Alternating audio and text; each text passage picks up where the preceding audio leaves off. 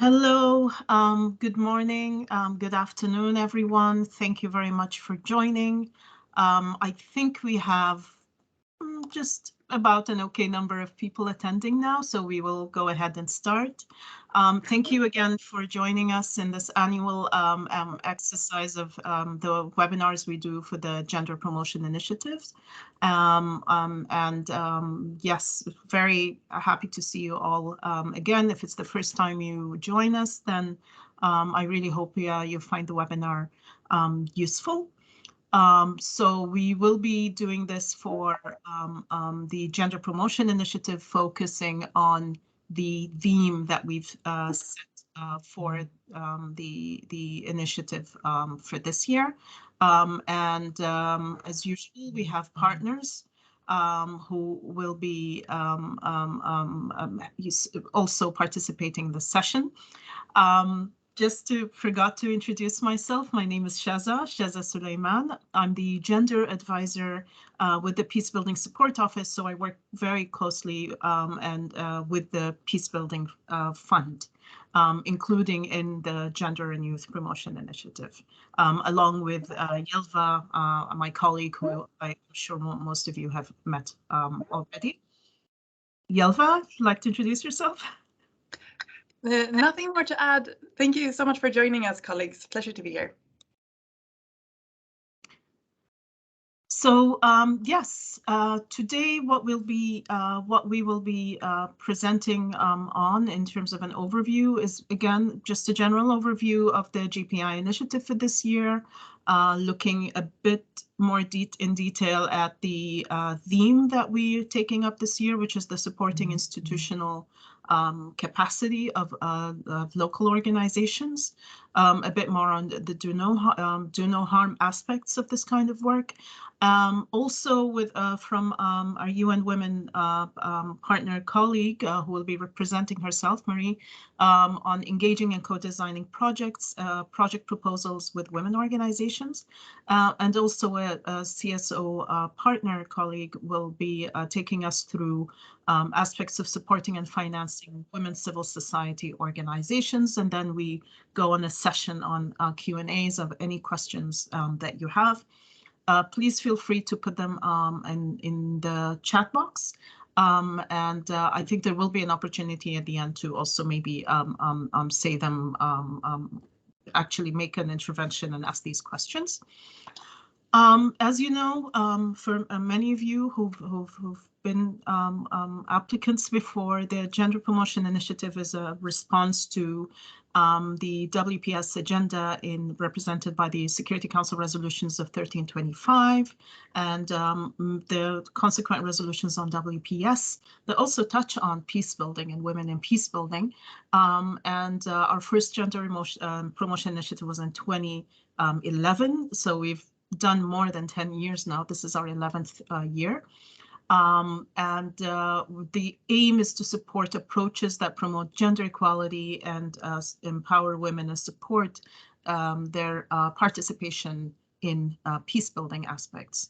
You know, the list of projects that we've been supporting since then are available, that will be available in the link that will be shared. And we also have, and encourage you to also look back at the recordings and slides from the introductory webinars that we've been doing in the past week, that has all the information on eligibility and process-related information, and they're all available for you to look at, and we highly recommend that you look at. The thematic focus for this year is kind of a special one. It's a bit different from what we've done in the past couple of years. We're really looking to focus on supporting women's civil society, and in the form of groups, in the form of networks, and strengthening their capacity with the aim to strengthen their contribution to peace building and their sustainable contribution to peace building. And this theme, it's really looking more at institutions and organizations than a specific substantive thematic theme that we've done in the past couple of years. So as you know, we all of them need to reach the PBF criteria of a gender marker 3. We have our guidance on the gender marker that's also available, and you can please reference to see the details of the criteria. Of course, they're not only required to be gender sensitive and responsive, but also age sensitive. For at least 40% of the budget needs to be allocated to national or local civil society organizations, and this time in particular, women-led organizations. In addition, we kind of would really like to see more in terms of a partnership relationship between, so, we have like a joint UN CSO project, like we've, where we see a real collaboration and partnership versus the usual implementing partner relationship. We'd like to see more national CSOs be able to implement and submit. And we'd like to see projects that really demonstrate and show us how there is a partnership with women-led organizations. Right? These are all a variety. I mean, we do prefer to see all this, but, I'd like to really think people should see this as different mechanisms and different ways of doing these partnerships that you can all see, whether in your context, a UN CSO project could work, given the CSO you want to partnership, or maybe a more of the usual traditional implementation mode, but with which national civil societies. This is really more like a different options for you to decide which one would work better to achieve the objective of the theme for this year. And the aim is to really try and see how we can better reach, organizations working in the front line, if that's possible. Would really like to see how you'd kind of be innovative in coming up with models that would show and strengthen that kind of partnership, right? And as I said, like there are different modalities, such as having larger organization acting as intermediaries with smaller organization. The deadline for submitting the concept note is June 6th, so please mark your calendars. Here we'd like to share some project examples from previous GPI, and some are not even GPI or even Gender Marker 3 projects, but just to give examples of the kind of different forms such projects can take. For example, in Burundi, there was a project where an existing network that handled a lot of community-based conflicts and trying to build on the achievements that they'd already done to expand the network, to expand the peace building impact that the network has been able to do up until that point by supporting its institutional development, by supporting its expansion, by supporting strengthening its abilities and capacities to be able to have a larger peace building impact. Another project in Sri Lanka that worked with young women and women leaders to help them also have more influence in determining resource allocation and defining what is success in the interventions, and that included different ways in terms of having tailored mentorship programs, having small grants programs, different ways to ensure that they have that their institutions and their capacities are much better able to engage in peace building, and therefore having a stronger peace building impact. Another project in the DRC, the Fund for Congolese Women, promoting women's participation in peace building through peace huts. Again, women organizations and women-led organizations supporting other women-led organizations to resolve the local conflicts. Another project in Leptako Korma, I hope I'm pronouncing it right, is projects that include, have a small grants facility components to support local organizations. This is not a Gender Marker 3, but it really also encourages you to look at in terms of seeing the modalities that they've engaged in this kind of institutional capacity development projects. Please, you'll be able to access through the links to access these projects, to access the related documents, and be inspired to kind of come up with ideas for your own concept notes. The reason we're looking at institutional capacity this year is last year we've conducted a thematic review on gender responsive peace building, right? Trying to look at the best practices, lessons learned in the area, in consultation with a group of country level actors, including civil society organizations and local civil society organizations and women peace builders.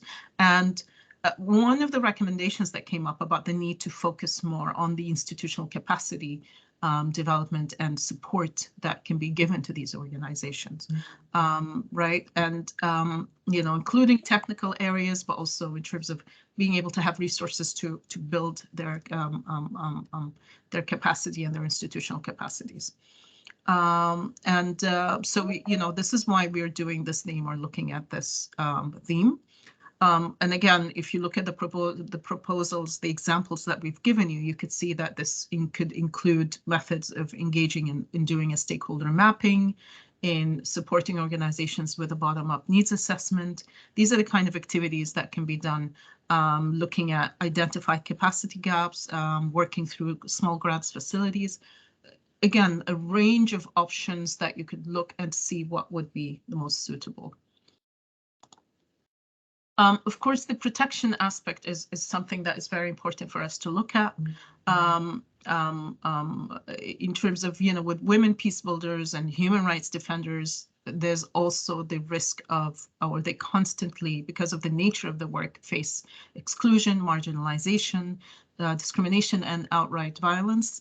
And of course, that is also, in terms of, there are other intersecting forms of being that could endanger them more. So as we know, if, for example, if they're representing or are parts of minority groups, indigenous groups, other groups that can increase that level of exposure to violence, and therefore their ability to contribute to peace is curtailed by these protection needs and protection issues, as they don't have the opportunity to promote their work and to actually have impact of the work if this fear and fear of reprisals is constantly present.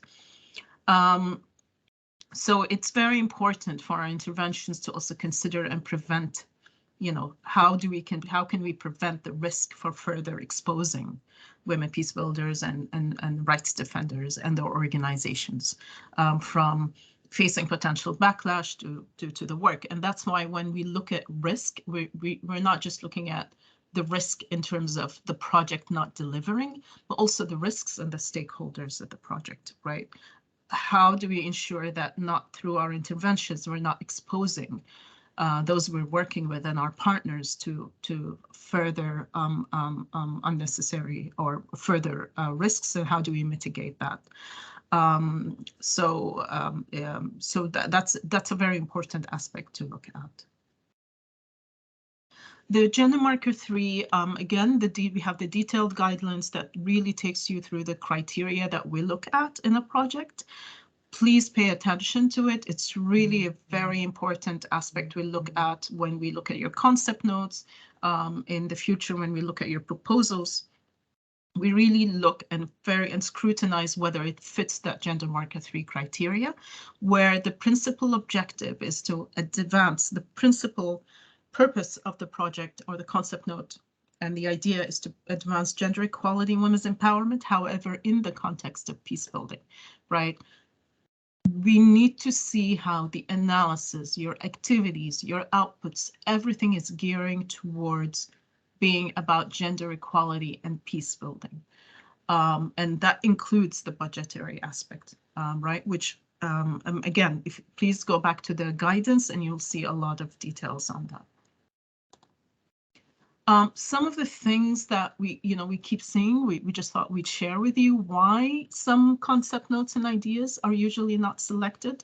What are the common pitfalls that we hope you can avoid is the missing link to peace building. Quite often we see really good projects and proposals and ideas and strongly technically written. However, we do not see the peace building link, right? So when it comes to gender equality, again, you know, it could be a good project with a good target group that will promote gender equality. However, that peace building link, how it will contribute to peace building, does not show. You know, like we can't read that peace building outcome is not reflected in your in interventions, right? So, for example, in this case, you know, if it's going to be about let's institutionally support a group of women organizations, if the work of that women's organization is not clearly about contributing to peace building and conflict prevention, then that is a very huge gap that unfortunately would mean the idea or the concept note will be rejected. In terms of the successful,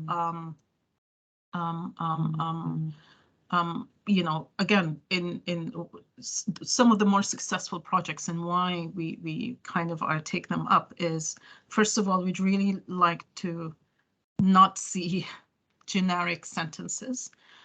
First of all, gender does not equate women, right? Like we'd really like to see an analysis and really like to see interventions that recognize the diversity of women and the diversity of men and femininities and masculinities, right? We'd like to know more about the power relations, the attitudes, the behaviors, the norms and the roles, and at what level will your interventions work to change these things or to push, and if not, why not, right? Avoid the stereotypes, right? You see some offhand just stereotypes about, well, women are so and so. That's not enough. We'd really like to understand what it is. What are the power dynamics behind a certain trend? Focusing on agency, also, we see a lot of ideas that just dismiss women as vulnerable recipients, passive actors, right? And not recognizing that it's not so black and white, that often women actually are very engaged and very active and play a variety in roles, sometimes negative roles in a specific conflict context, right? So the whole general, oh, women are naturally aligned to peace doesn't work here. Another one is, I think one of the common ones I see personally is, oh, this society is patriarchal. Well, you know, patriarchy unfortunately exists everywhere. You know, what do you mean by that? What does that, how does that manifest itself, right? Patriarchy operates in the US, operates in Europe, operates in Africa. But we need details and understanding of what are you talking about? What is aspects of it that are harming our ability to strengthen or to have a strong peace building outcome? Innovation, again, what makes this something innovative in one country, X, doesn't mean it's innovative in another context. So articulating why a certain approach is innovative and why it's suitable for you know, what makes it innovative is also important. Okay, I think I'll stop talking here and I'll hand over to my colleague from UN Women, Marie. Marie, please go ahead. Thank you very much, Aza, and hi everyone. My name is Marie Doucet. I work at UN Women HQ in New York and focus my work on gender responsive peace building. So we wanted also to share a couple of points on the importance of engaging and co-designing the project proposals with women's organizations.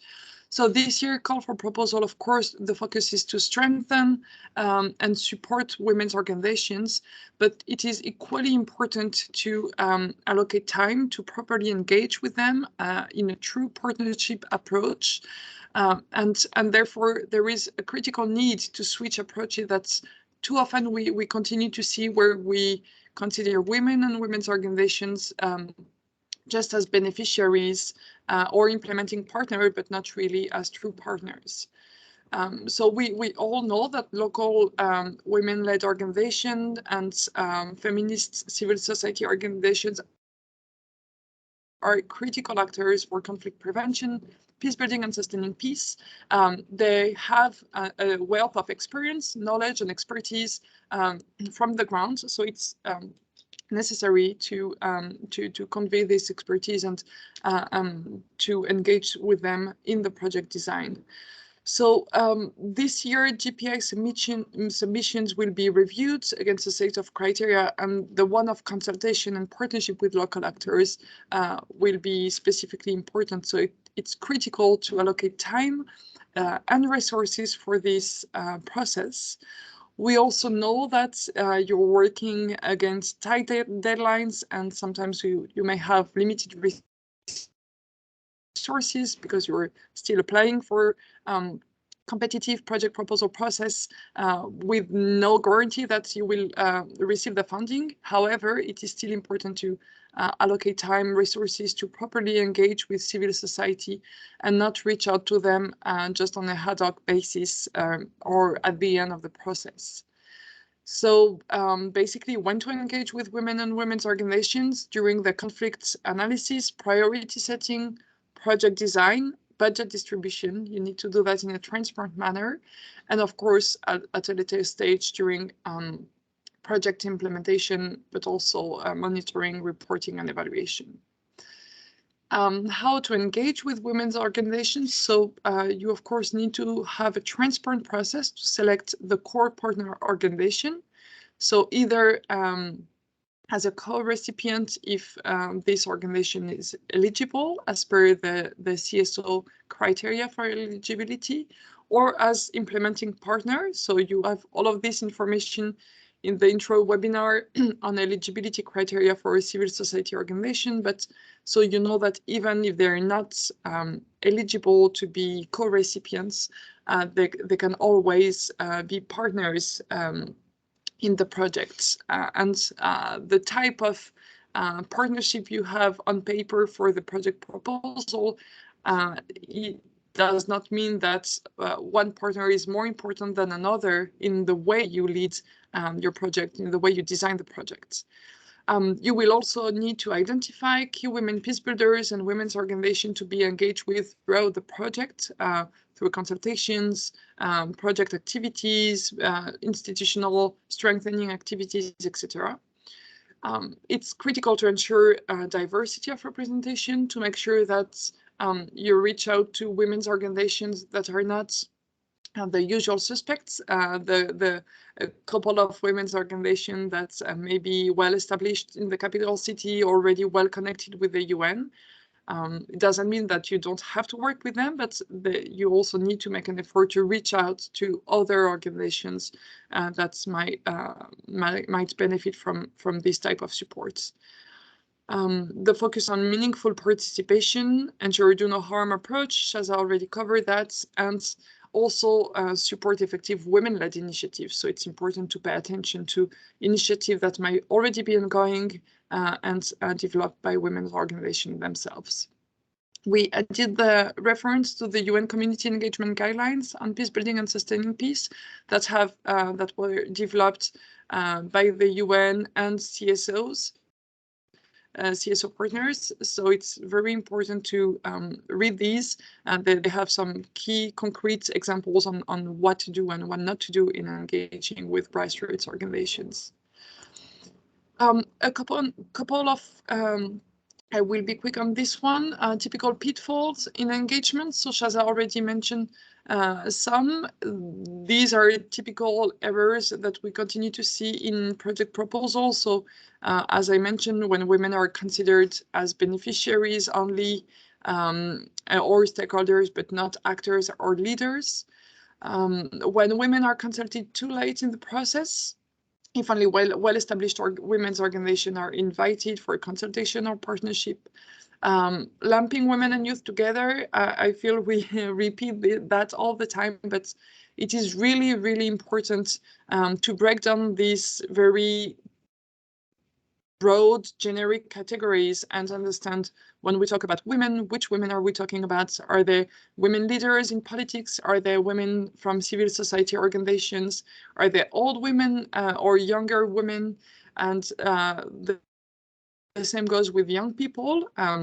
young men do not equal young women, young people operating in which space. So it's really important to break down the mapping of actors and understand the role, specificities and challenges that each group face, and really avoid having generic solutions for both women and youth, because it does not mean a lot. And of course, avoid generalizing statements around young men seen as perpetrators of violence and young women as passive victims. So next slide, please. Thank you. Here we have a reference to this very good tool, Beyond Consultations, that was developed by GAPS in 2019. And it's extremely useful because it promotes some concrete tips for meaningful engagement of women in fragile and conflict-affected states. It also enables you to conduct a self-assessment of the consultation practice you're carrying out and provides a best practice framework to ensure that women and women's organizations are fully engaged in decision-making processes. And so there is this tool to self-assess the extent to which consultation practices large or small meaningfully engage women. There is a traffic light system that helps you score progress when designing and delivering consultation activities. And very quickly, I mean, I will go through a couple of these key principles. So of course, the baseline that all women have a right to meaningfully participate in decisions that affect their lives. Women and women's organizations should be engaged as equal partners in the planning, design. I repeat myself, but I think it's really important to make sure that this notion of equal partners is clearly shown in your project proposals. Women should be supported to participate through a variety of appropriate context-specific methodologies. So you need to adapt it to your context. Women should be supported, prepared, and reimbursed for their participation. This is also very important. Sometimes not really in UN guidelines, but we need to make sure that we don't basically steal women's organizations' ideas, knowledge, expertise to design project proposal, but really make sure that they will benefit and be will gain from sharing this critical information. The fifth, women should be able to set and shape agendas. Women's participation should be representative. Participation should be accessible, ensuring women's access and resource needs are met.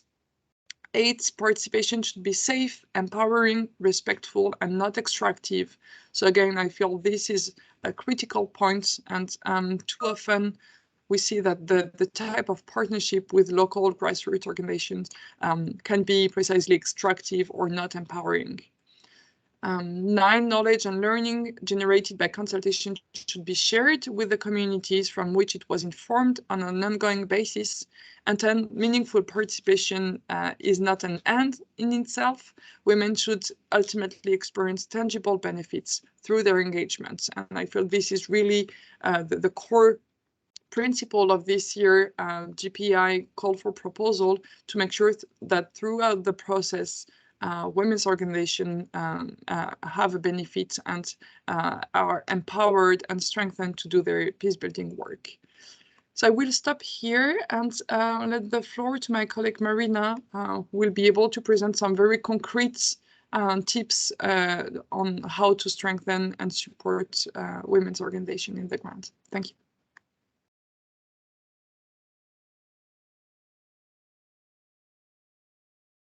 So much. Sorry, I was just looking for unmute button. Hi everyone, just to introduce myself, my name is Marina Kumskova and I am UN liaison with the Global Partnership for the Prevention of Armed Conflict. We are the global network of local peace builders, and we are really thankful for UN Women colleagues as well as Peace Building Support Office and PBF more broadly for providing us with this opportunity to share a little bit about how the work that we have done jointly with UN Women and Peace Building Support Office on unpacking what that means to actually facilitate shift in financing for peace building in a way that actually supports women's civil society organizations, which is the topic of this year's call for proposal, and therefore we thought it would be really relevant to present those to you. I'm just going to drop in the chat the link to the report that we have developed together, and most of these recommendations are the recommendations for donors, right? But there is a lot in this paper that intermediary organizations, as well as those who are working with each other as partners, can learn about what quality financing mean and what role each one of us, whether we are the UN, civil society, or even national government, can play in advancing quality financing. And just to define, quality financing for us means financing that allocates resources in a way that produce the most impact at the country level. So it is important to consider the points that we thought identified as 3 of those points that are specifically relevant for the role of intermediaries, right? The role of those who will be applying for this project and who will be working to some extent with beneficiaries, who are women in civil society, to actually support their work. And those 3 principles are local ownership, authentic partnership, and sustainability. I will be talking about each one of those principles separately, but to kind of make it a little bit more illustrative for all of you, I'm going to use an example of a grant that GPI has previously received through Gender and Youth Promotion Initiative, which is called Camera Enhance, and that has been a project done in Kyrgyzstan. So I'm going to make it illustrative a little bit from this perspective. Next slide, please. Thank you. So the first principle is local ownership. And at the core of the local ownership is really the idea that as much initiative as possible should be given to the actors who are final beneficiaries. And depending on how you design your project from different perspectives, you may not work indirectly, and you will probably not work directly with beneficiaries on the design of the project, but there is a way to design the project that allows for local ownership to happen. And the first step in advancing that local ownership would be the idea of co-creation, which means for us is really working with partners, regardless of who they are, to understand what priorities of each partners are.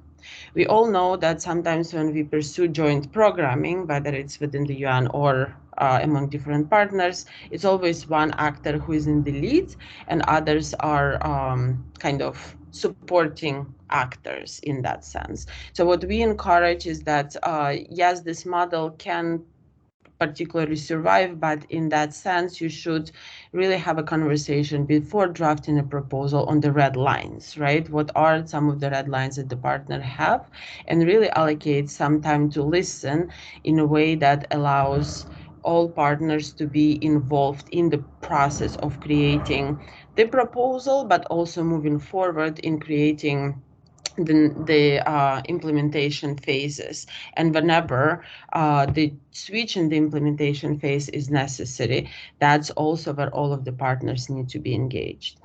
The other part is really to think about beneficiaries, and this is what we have done in our GYPI project that was finished in 2019, where we, of course, could not involve beneficiaries, which was young children in schools, in the process of creation of the document.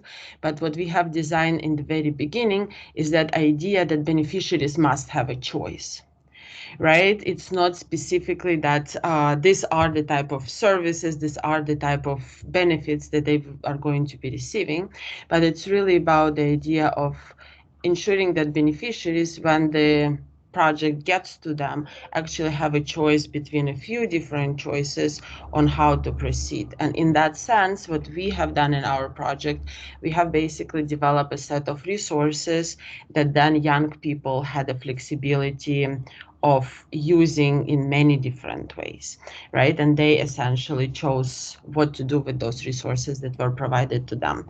The benefit of it was that it's not only that they benefit from particular services, but it's also that they use their creative capacity to build that memory of peace building attitude and peace building logic that they can use sustainably moving forward.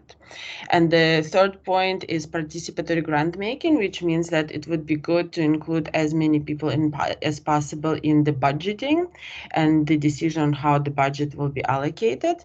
And lastly is, again, just looking forward and try to predict what are some of the roles that would be needed and who will be taking these roles and who in a particular area is best positioned to fulfill a particular role. So what we have done in our project, we have basically dedicated all of the programming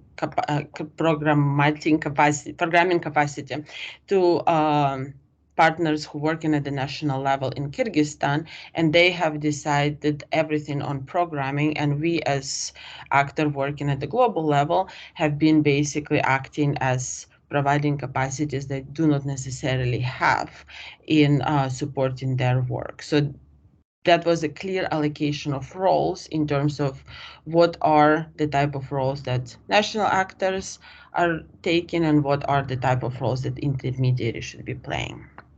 Next slide, please. So, and the next principle is authentic partnership, which is to some extent similar to local ownership, but really focused on the idea that in our project, in order to really meaningfully support women civil society, what we should be thinking about is how to switch the narrative of risk from the narrative of trust. Because the big contribution recently in the discussion on financing for peace building has been this idea that trust is possible and there is very little, very little corruption, etc., is present within women civil society in particular. So why don't we trust people more? So if I guess our common effort to advance support for women civil society would be based and really promote this idea of trust, that would certainly be a big contribution to the general shift in financing for peace building. And in our work of networks such as GPI or Global Network of Women Peace Builders, we all have seen that it is possible to allow this type of trust to happen. And there are a few points that you can see on your screen in terms of what authentic partnership really means. But in a sense, what I wanted to flag is that really one point is that it's important to ensure that roles are clear. And in that sense, the roles should never be, implementing partner versus the kind of the actor who gives money. Because even those actors who give money are to some extent responsible to be part of this project and are responsible to basically support the implementing actors in advancing and making sure that the impact of the process is as successful as possible. And that can only be done if there is an ongoing conversation, if there is a dialogue and really attention to achieving common goal versus being really mindful of the roles and et cetera, et cetera. The other part is conducting capacity building assessments and really looking into how to fulfill the needs that are not there.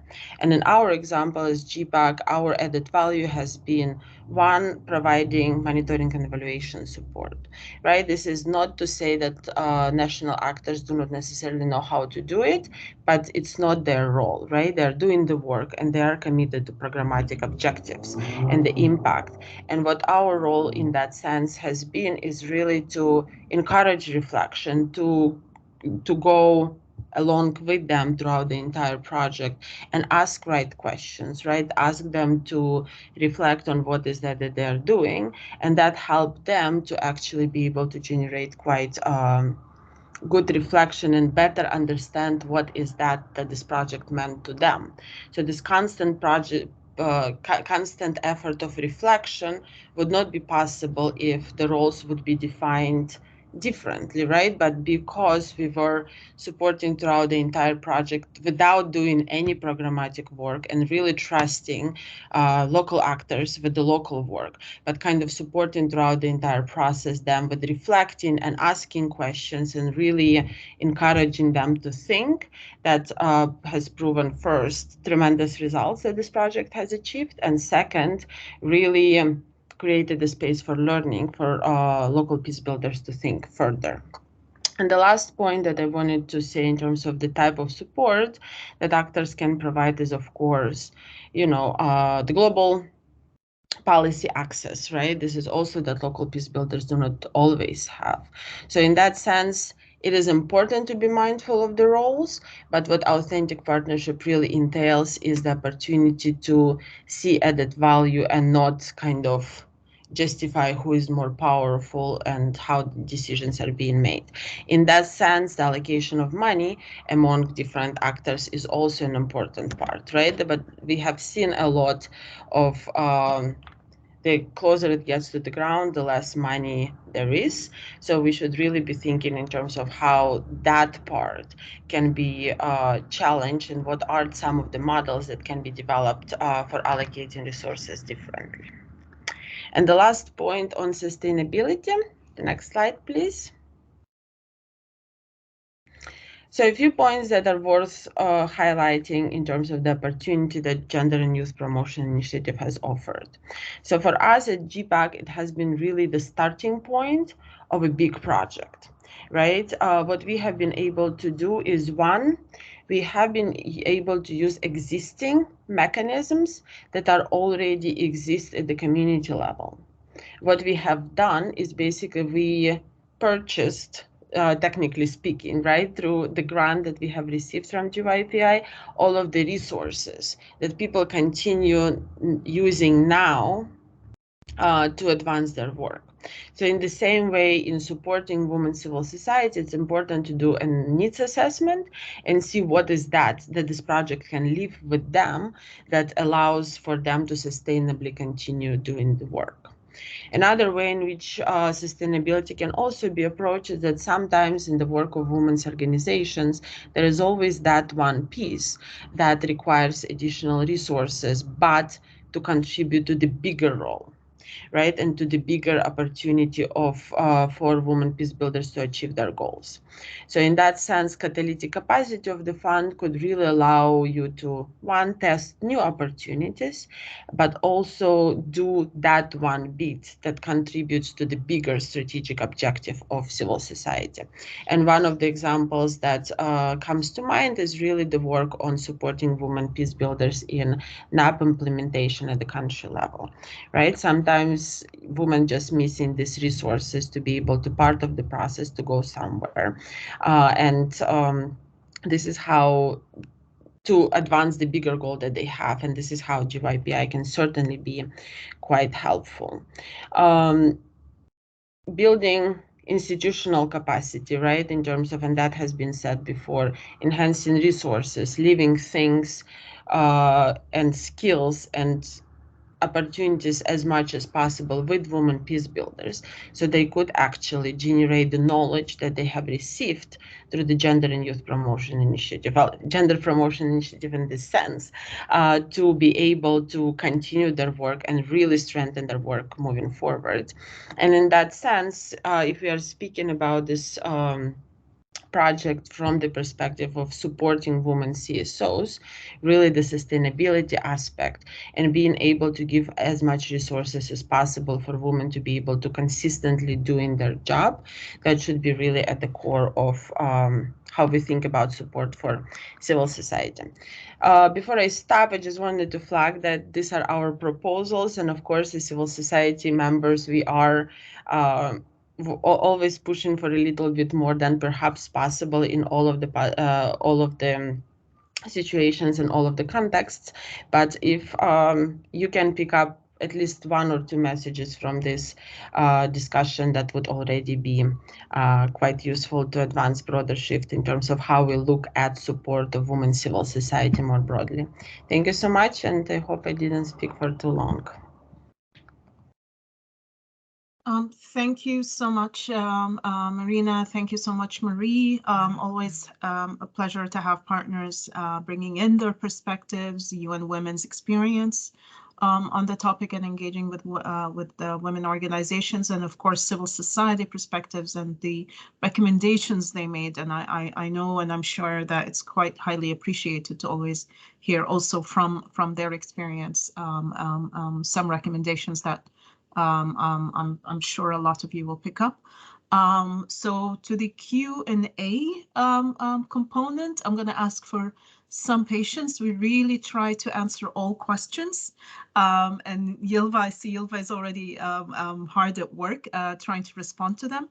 If at some point you feel we've missed a question or did not respond to, please feel free to copy paste.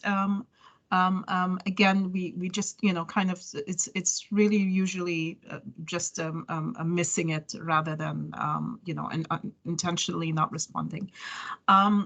So I don't know, with Yilva, are there any questions that we need to respond to? Thank you, Shaza. Thank you, colleagues. I think I have answered most of them, but I see there is a hand. So maybe we go ahead and open for that. I've enabled your mic to be turned on. So please, Bangali Sally, sorry if I'm pronouncing your name incorrectly. Please go ahead.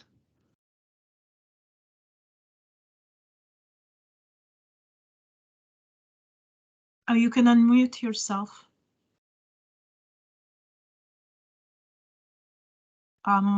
Yeah, I don't think we can hear you. I don't know if you've unmuted yourself or it's. Yeah, let's see. Maybe if we try. So maybe you can write in the chat. You can ask a question in the chat if there's because we can't hear you right now. Otherwise, I don't think there are any other questions. But colleagues, if questions come up, please feel free to either raise your hand or put them in the chat. Hello. Hello. Hi. Hi. Yes, now I can hear you. Hello. Yeah, can you hear me? Yes. Okay. I said I'm Bangali Silla, an actor of civil society in Guinea. I'm the coordinator of a platform of civil society that comprises today 25 NGOs, including women organizations. Now, my question is, can a platform like mine apply for a project? Because we are not only women-led organization. We are a platform that comprises organizations. Yeah, thank you very much for your question. So in terms of eligibility, it depends on how you're organized. But on our side, it does not depend so much on whether or not it's an organization that only comprises of women's organizations. It's possible also for other organizations to apply. It's more if you reach the eligibility criteria.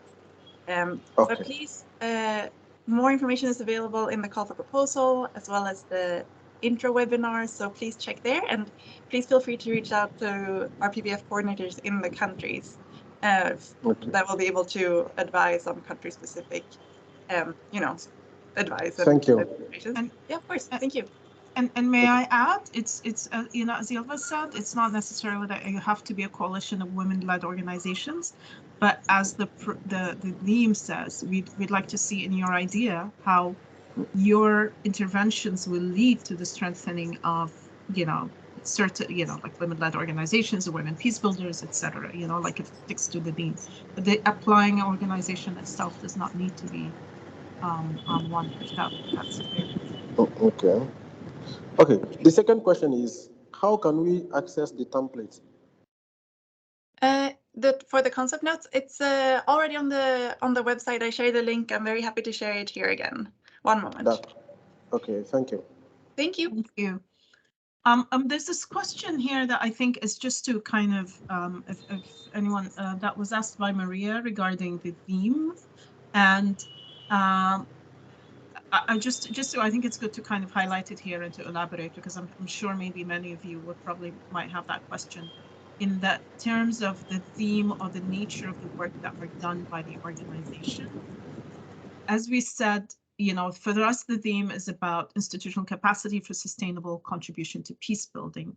Now, that could cover many themes. Peace building is a very wide topic, right? Like you could be working on many different issues, whether justice issue or conflict mediation, direct conflict mediation, or issues around land, for example. So depending, as long as we see the peace building connection, as long as we see the peace building impact and the peace building outcome, but it doesn't, like that, it could be a range of topics that the organizations can be working on, or can be working on a range of topics, as long as we see the peace building outcome. And I don't think I can repeat that enough. That peace building outcome needs to come out clearly. If I may, I was the one that asked the question, and the reason why I asked it is that in some contexts and countries, for grassroots organizations and civil society organizations or women-led organizations, they need to diversify so much to access funding that if I narrow down the scoping when establishing the results or the outcomes of the project to just say women's empowerment or gender empowerment organizations, then that would narrow quite significantly the scope. But I was a bit scared of not being focused then. But and we already have a project that specifically does this work, and then the scope is way more larger so that we can include much more organizations and strengthen their networking. So that's why I was asking it, because I was a bit scared that in the grading I would be find less strategic because the scope of the organizations was too broad, if you see my point. Yeah, I mean, we totally understand and know that, yes, especially at the local level, a lot of organizations end up doing a diversity of issues, right? It's very easy for us to sit here and say, oh, that specific theme and the silo, etc.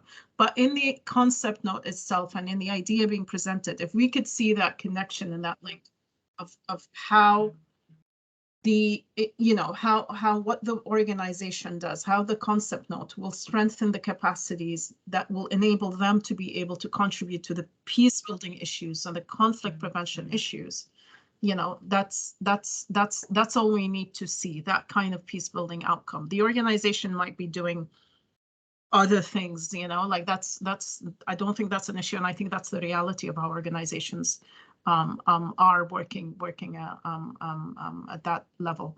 I hope I'm clear in terms of, and I was able to respond to that question, but I think it's something important to clarify. Yeah, thank you so much for that. Thank you. If I may ask another question, unless someone else has one, I wanted to see if you can give me a bit more clarity on the theory of change, because I did see the guiding note on the theory of change, but in previous proposals that we submitted in country, for like when the in-country evaluation came from the office, they were go back to the if, then, and because. So I'm a bit concerned of how to really formulate the theory of change, noting the word count. I'm sorry, I didn't get that part. Not in the word. The word, like for the question where we need to explain our theory of change, that also implies explaining our outcomes, interventions, and activities. It says, briefly put a draft of your theory of change. Then in the guiding note that it's part of the proposal, when I opened it, it said to avoid drafting the theory of change in an if, then, and because format. But when we submitted earlier applications to the grant, what happened is that the in-country office of the UN said, why is it not if, then, and because? So because I don't know who's going to grade us, I just wanted a bit of clarity on how to actually do this, because there's a limited word count and it's a lot of information being asked in a very limited amount of words, if you see my point.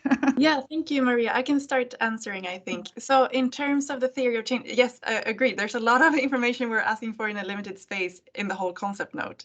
For the guidance on theory of change, I've shared the updated link, and that's, of course, the guidance for a full proposal. Now we're at a concept note stage, and so we'll have to be a bit more concise. Regarding if statements, there are different schools around theory of change, I would say.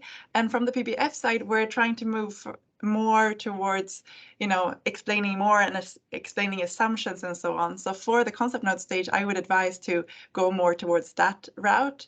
I'm sorry you received different, advice on this before. I think it also depends, what type of funding opportunity you've applied for also within the UN, but for it was the UN PBF fund, that's why. Okay. Yeah, because it has also been changing on our side lately.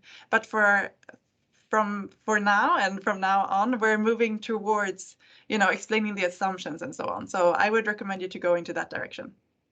Yeah, just to kind of elaborate on what Ylva said. It's really more, is the theory of change clear, as in can we see the assumptions being made and what, based on that assumptions, what you hope to achieve, rather than it has to be in a specific this if then because format. We are moving away from it. I'm not personally aware of a rejection of a project because it was not in that format, as much as because the assumption and the theory of change was not clear, right? So if it's not clear, even if it's an if then because, it's still, we're still going to have our doubts around it.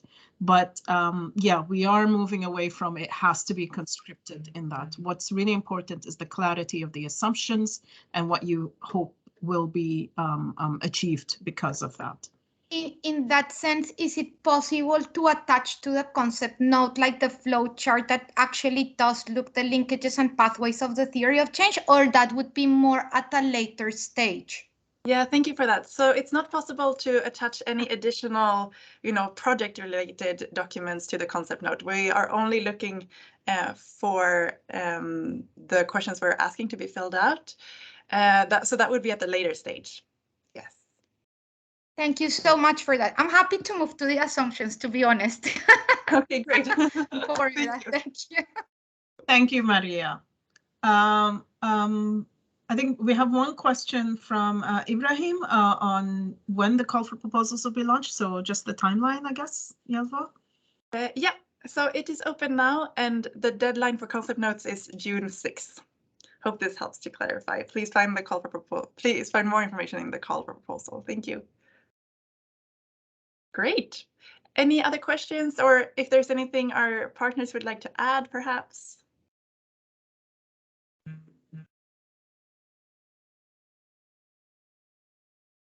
Yeah, Maria and Marina, if you have anything to add, any thoughts based on the questions that were asked? Not on my end, thanks.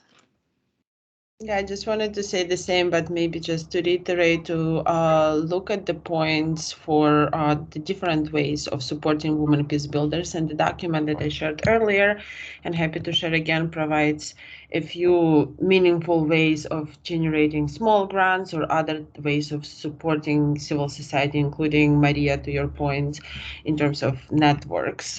So maybe some of those examples could be a good inspiration for you. Again, I couldn't guarantee this is particularly what is expected, but maybe some of those can become an inspiration for you. Thank you. Thank you so much for that, Marina. And couple of questions. No, the deadline is June 6th, Ibtisam, not May 29. I think there was a question also from Ibrahim about criteria for countries. I do not believe we have any country-specific criteria. These are criteria that are generic. Ylva, correct? True, absolutely. I understood the question as there are only certain countries that are eligible, and that is also true. So please have a look in the call for proposal and in the intro webinars, please. And but I see you're from Somalia. Somalia is definitely eligible.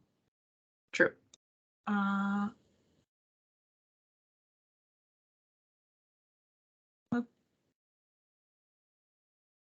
don't know. Are there any other questions? There's one hand up now, so please go ahead again, Bangalisali.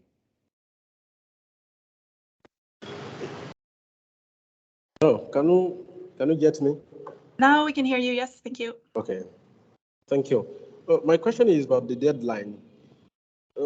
the deadline of the project submission is 6th of June, or it is for us to be, I don't know. But I don't understand the deadline, because there are so many deadlines on the link that you sent to us. Okay. What is June 6th about?